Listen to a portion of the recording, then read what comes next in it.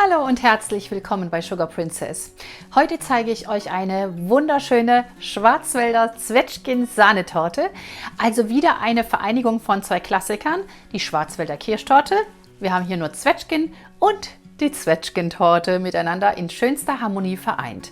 Ja, und diese Torte besteht aus meinem dunklen Schokobiskuit, den habe ich mir natürlich vorgebacken, und natürlich saftigen Zwetschgen und einer Sahnecreme. Und natürlich darf oben auf die Dekoration aus Sahne, Zartbitterraspeln und natürlich den Sahnerosetten mit Zwetschgen nicht fehlen. Ja, und wir starten dieses Video gleich mit der Zubereitung unserer Zwetschgen für die Füllung. Die Mengenangaben findet ihr wie immer hier unten unter dem Videotitel in der Beschreibung. Dort findet ihr auch den Link zum Rezept, zum Nachlesen und zum Ausdrucken sogar. Ihr müsst also nicht mitschreiben. Vergesst auch bitte nicht, den Kanal zu abonnieren, denn jeden Sonntag geht hier ein neues Torten- oder Kuchenvideo online. Und damit ihr keins verpasst, auch gleich mal hier die kleine Glocke aktivieren. Dann bekommt ihr eine Benachrichtigung, wenn ich ein neues Video hochgeladen habe. Ja, wir starten mit unseren Zwetschgen.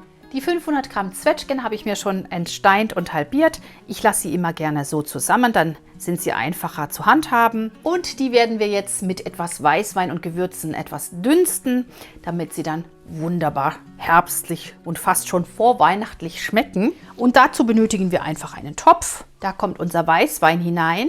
Ich habe jetzt hier 120 Milliliter einen fruchtigen Gewürztraminer ausgewählt. Und hinzu gebe ich jetzt in einem Teebeutel, damit ich das einfach nachher entfernen kann, etwas Gewürz. Und zwar habe ich hier Glühweingewürz. Da nehme ich jetzt so einen Teelöffel. So, damit das nicht so dann auf der Oberfläche schwimmt, gebe ich das in diesen Beutel hier hinein. Den Beutel verknote ich mir jetzt. Da gibt es auch so Klammern dafür. Wenn man das nicht hat, kann man auch das Gewürz einfach hinzugeben. Man hat dann halt nur das Gewürz so an der Oberfläche schwimmen und das möchte ich gern vermeiden. Das gebe ich hier hinzu. Dann kommt noch Zucker hinzu, 50 Gramm.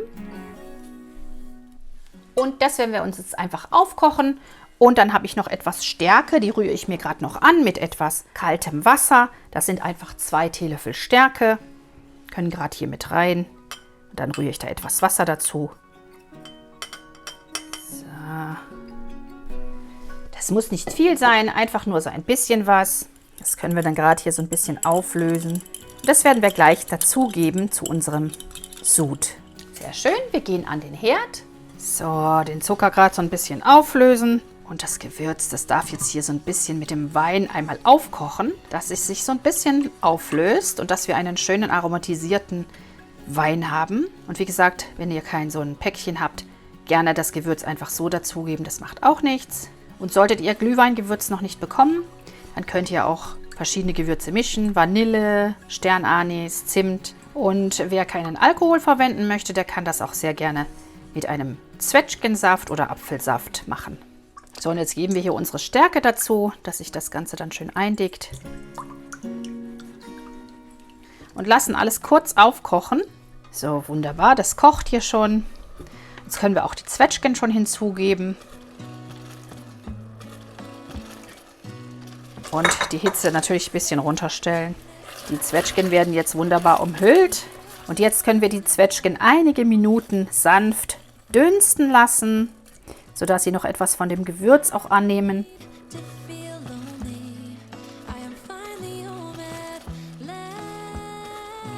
Während unsere Zwetschgen noch etwas einkochen dürfen, können wir hier unseren Boden schon mal aus der Form schneiden. Das Rezept findet ihr schon lange bei mir auf dem Blog und auch als Video. Ich verlinke euch das gerne in der Infobox und hier auf dem kleinen i. Den backt ihr euch natürlich am Vortag vor. Und das hier ist jetzt eine 26er Springform. Ihr könnt die Torte aber auch in einer 24er Form backen. Schauen wir mal. Wunderschön. Ein sehr schöner Boden. Schön luftig, fluffig. Und diesen Boden schneide ich mir jetzt in 3 Böden. Das Backpapier erstmal abziehen.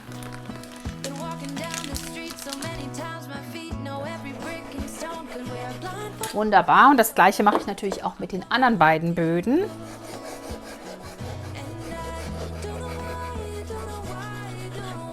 Wunderbar, jetzt habe ich 3 schöne Böden.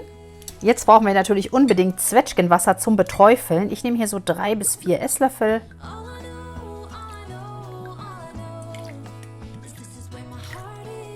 Nehmen wir mal 4. Wir haben ja 3 Böden, das ist da schon eine Menge. Wasser, was man benötigt. Dann habe ich hier schon meinen Boden vorbereitet. Da ist eine Tortenpappe darunter. Und jetzt einfach alle 3 Böden schön mit Zwetschgenwasser beträufeln. Also ganz nach Wunsch, je nachdem, wie viele Umdrehungen ihr da drin haben wollt. Natürlich nehmt ihr mehr oder weniger. Jetzt streiche ich mir etwas Zwetschgenmus auf den Boden. Nehmt da einfach so viel ihr wollt.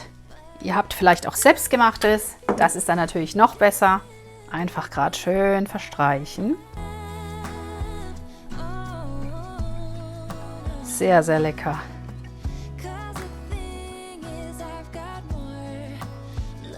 Eine Lage Zwetschgenmus.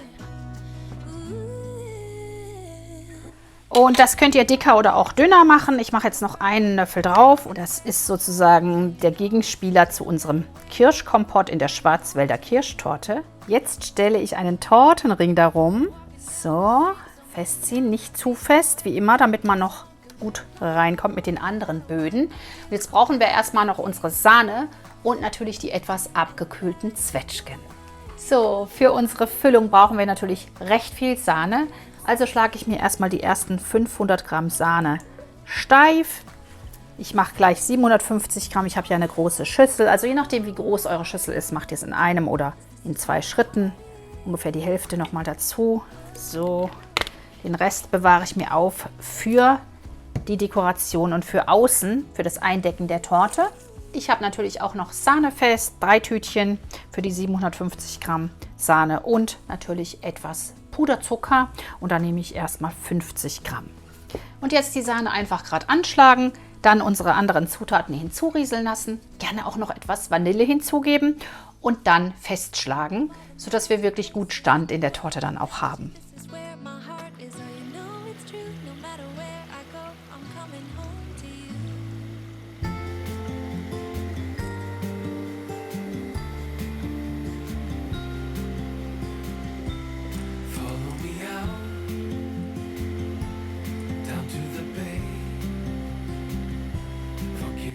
Und bei mir ist der Puderzucker etwas klumpig, deswegen siebe ich den lieber. Das ist mir sonst zu heikel.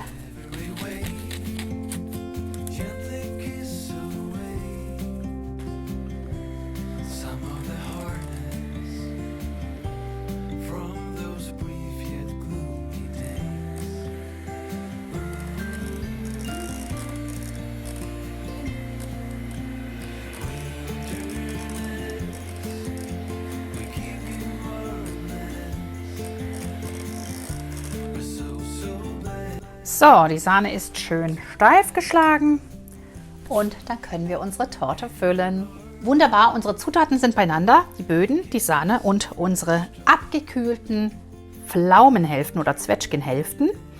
Und die geben wir jetzt einfach hier auf den Boden, verteilen sie einfach schön.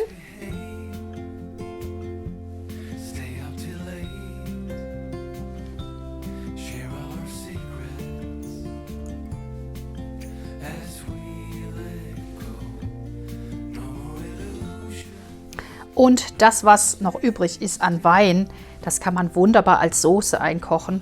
Kann man auch in eine Marmelade dann mit hineinnehmen. Das müsst ihr nicht verwerfen.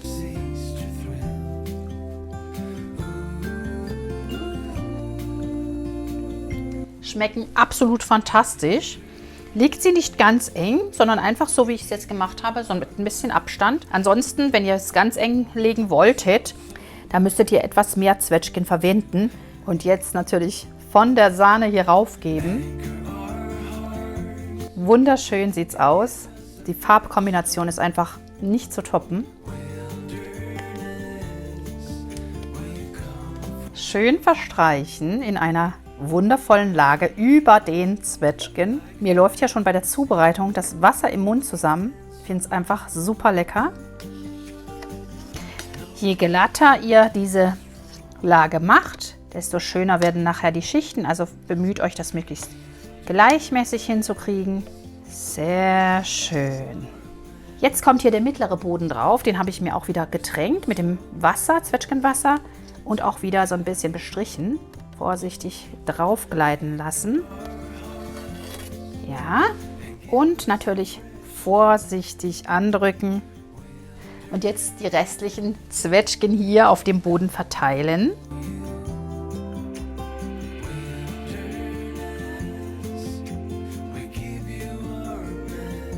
Ich finde fast, es könnten noch ein bisschen mehr Zwetschgen gewesen sein. Also ihr könnt ruhig auch vielleicht auf ein Kilo gehen oder 750 Gramm Zwetschgen. Sonst wird es ein bisschen knapp. Wir haben jetzt für die Mitte nicht mehr so viele übrig. Und wieder Sahne darauf geben. Dass wir noch ein bisschen übrig haben für ganz oben drauf. Wieder wunderbar über den Zwetschgen verstreichen.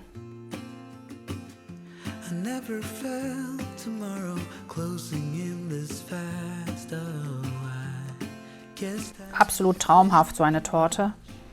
Richtig lecker. Eine richtig schöne herbstliche Torte. Wieder schauen, dass alles gut verstrichen ist und möglichst gerade. Und gerne auch noch ein bisschen mehr Sahne hier rauf geben, dass alles wirklich glatt bedeckt ist. Also haltet euch auf jeden Fall Sahne in der Hinterhand, denn bei sowas braucht man immer noch ein bisschen extra Sahne, um sicher zu gehen, dass man genug hat.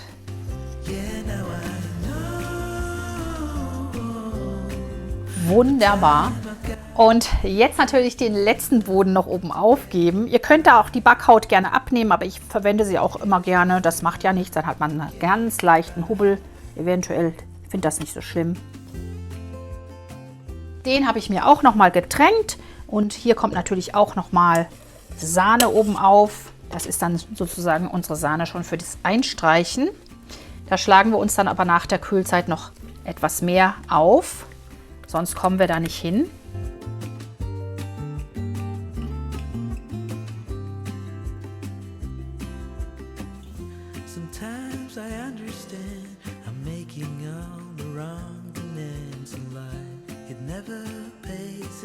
Und dann stelle ich die Torte erstmal kalt, eine Runde, dass sie sich schön festigen kann. So, der oberste Boden ist auch fertig glatt eingestrichen. Ihr müsst euch da nicht so großen Kopf machen, denn es kommen ja noch die Zartbitterraspel oben auf. Und wir können auch noch eine zweite Lage dann nach der Kühlzeit auftragen. Jetzt wird die Torte erstmal kalt gestellt, 1 bis 2 Stunden. Gerne auch über Nacht zum Durchziehen lassen. Und dann können wir sie final ausdekorieren.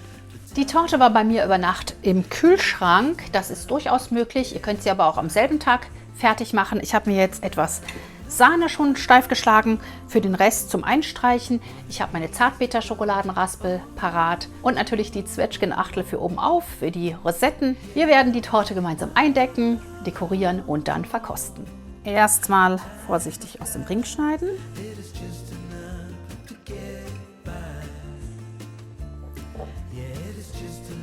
Sehr schön. Den Ring vorsichtig lösen und entfernen.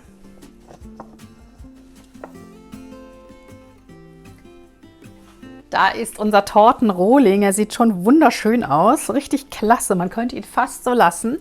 Einfach noch etwas Sahne oben aufgeben und zu den Seiten dann runterstreichen. Ich habe nochmals 250 Gramm Sahne mit etwas Zucker und Sahne fest steif geschlagen. Und das muss jetzt nicht super perfekt sein, denn wir haben ja schließlich auch noch unsere Zartbitterraspel und gerade einmal ringsrum schön die Krümel binden.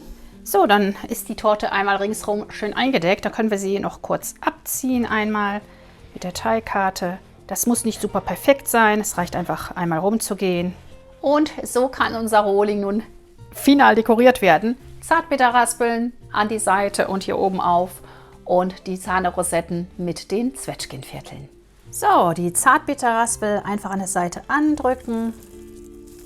Da fällt immer ein Teil runter, das ist ganz normal. Dann einfach wieder nach oben nehmen und weiter andrücken. Und das machen wir jetzt mit der ganzen Torte ringsrum, erstmal am Rand. Da könnt ihr mehr oder weniger nehmen, ganz wie ihr das in der Familie gern habt. Ich habe jetzt hier so 200 Gramm mal in der Hinterhand, habe jetzt 100 Gramm erstmal mir zurechtgelegt.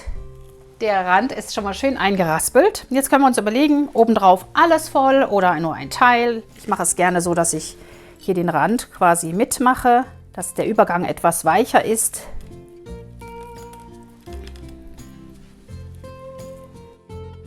So ungefähr. Jetzt werden wir natürlich noch den Rand so ein bisschen hier noch runterfahren, dass es ein bisschen weniger ist und dann zum Rand auch passt. Jetzt gebe ich noch was in die Mitte, einfach so. So sieht nun die Schwarzwälder aus. Schwarzwälder Zwetschgentorte, sehr schön. Jetzt kommen natürlich noch die Rosetten oben auf. Dazu teile ich mir die Torte ein, damit ich einfach besser sehen kann. Ich nehme hier jetzt mal 14 Stücke. vorsichtig einrücken. Perfekt. Da habe ich mir schon was abgefüllt von der restlichen Sahne in einen Spritzbeutel mit der Spritztülle 1M, wie immer, schön gekühlt. Und da machen wir jetzt recht große Rosetten, damit unsere Zwetschgen drauf passen.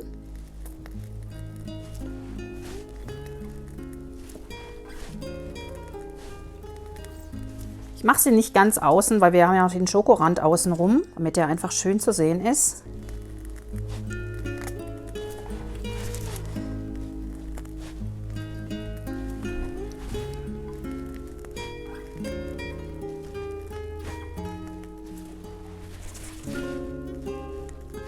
Und die letzte. Jetzt habe ich hier schon meine Pflaumenachtel. Die habe ich mir einfach schon zurechtgeschnitten und die kommen jetzt noch hier oben drauf.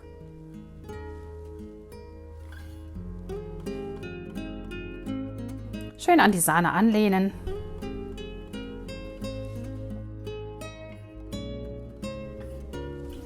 Und die letzte.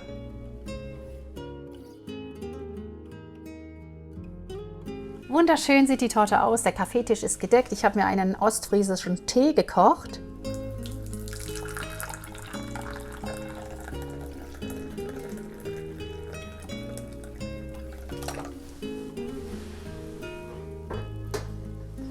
Dampft wunderbar und jetzt schneide ich das gute Stück einmal an.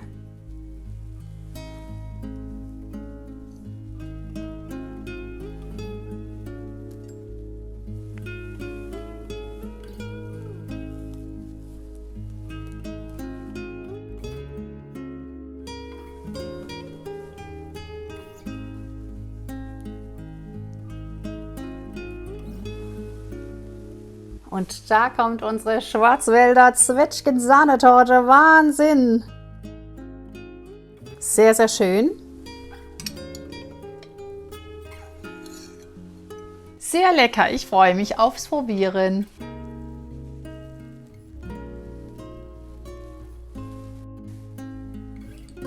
Schön mit den Schichten. Richtig klasse.